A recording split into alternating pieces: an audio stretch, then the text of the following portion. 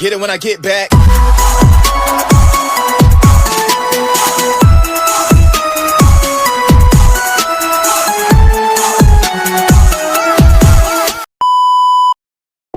Assalamualaikum warahmatullahi wabarakatuh. Kami kelompok 1 mahasiswa dari Universitas Islam Negeri Fatah Palembang, program studi Pendidikan Agama Islam, mata kuliah Filsafat Pendidikan Islam dengan dosen pengampu Dr. Syarnubi MPDI.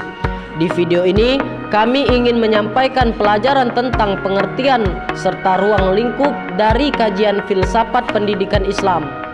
Tentunya sebelum masuk kepada pembahasan, buat teman-teman yang suka dengan video ini, silakan like, komen, dan subscribe agar channel ini bisa berkembang dan terus memberikan manfaat bagi kita semua.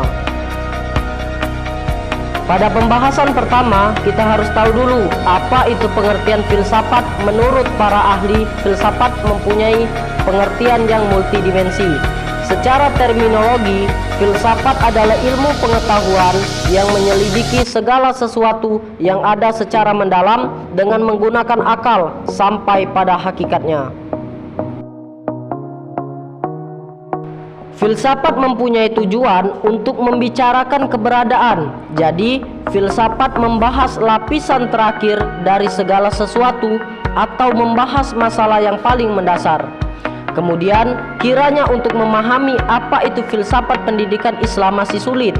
Sebagai langkah awal di sini akan dikemukakan beberapa pengertian filsafat pendidikan Islam menurut beberapa ahli.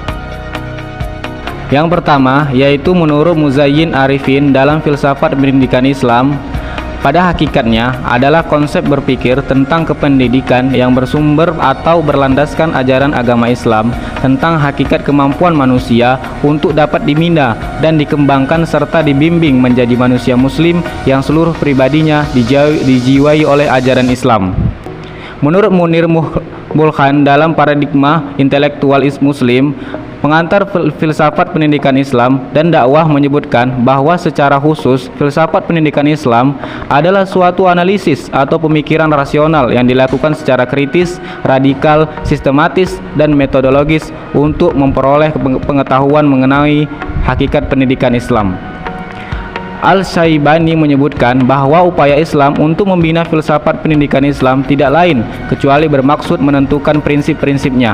Prinsip-prinsip ini merupakan kepercayaan-kepercayaan dan premis-premis yang berasal dari Islam atau yang sesuai dengan jiwa Islam yang mengandung pelaksanaan dan bimbingan dalam pendidikan Islam. Dari beberapa pendapat para ahli di atas cenderung berpendapat bahwa filsafat pendidikan Islam dapat diartikan sebagai filsafat tentang pendidikan Islam dan dapat juga diartikan sebagai filsafat pendidikan menurut Islam. Oleh karena itu, filsafat pendidikan Islam tidak berbeda dengan filsafat Islam pada umumnya, yaitu merupakan kajian filosofis mengenai berbagai masalah pendidikan yang berlandaskan ajaran Islam. Kajian filosofis digunakan dalam filsafat pendidikan Islam dalam arti bahwa filsafat pendidikan Islam merupakan pemikiran secara mendalam, sistematis, radikal, dan universal dalam mencari dan mengkaji hakikat pendidikan. Kemudian, adapun ruang lingkup pada kajian filsafat pendidikan Islam. Adapun landasan pokok pembahasan aksiologi menyangkut permasalahan. Yang pertama, apakah ilmu mendekatkan manusia kepada keberadaan Tuhan itu sendiri? Kedua, apakah ilmu bermanfaat bagi kehidupan manusia itu sendiri? Dan ketiga, apakah ilmu itu bebas nilai atau tidak bebas nilai? Sebab nilai-nilai menyatu dengan ilmu itu sendiri. Melainkan menuntut kita untuk mempelajari ilmu-ilmu yang relevan. Oleh karena itu, dalam mengkaji filsafat pendidikan Islam, seseorang akan diajak memahami konsep tujuan pendidikan, konsep guru yang terbaik, konsep kurikulum, dan seterusnya yang dilakukan secara mendalam, sistematik, logis, radikal, dan universal, berdasarkan tuntunan agama Islam, khususnya berdasarkan Al-Quran dan Al-Hadis. Selanjutnya, untuk memahami kegunaan filsafat pendidikan secara sederhana dan jelas, kiranya dapat dikemukakan pendapat Knight bahwa mengkaji filsafat pendidikan untuk hal-hal sebagai berikut. 1.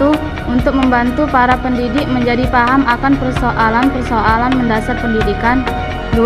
Memungkinkan mereka untuk bisa mengevaluasi secara lebih baik tawaran-tawaran yang sedemikian rupa sebagai solusi bagi persoalan-persoalan tadi. 3. Untuk membekali mereka berpikir yang klarifikasi tentang tujuan-tujuan hidup dan pendidikan. 4. Untuk memberi bimbingan dalam pengembangan suatu sudut pandang yang konsisten secara internal dan suatu program yang berhubungan secara realistis dan konteks dunia global yang lebih luas. Dan bukan hanya itu saja, pentingnya kita mempelajari kajian filsafat pendidikan Islam ini masih begitu luas. Filsafat pendidikan ini dapat menolong para perancang pendidikan dan orang-orang yang melaksanakannya dalam suatu negara untuk membentuk pemikiran sehat terhadap sistem pendidikan. Di samping itu, ia dapat menolong terhadap tujuan-tujuan dan fungsi-fungsinya serta meningkatkan mutu penyelesaian masalah pendidikan dan peningkatan tindakan dan keputusan termasuk rancangan-rancangan pendidikan mereka.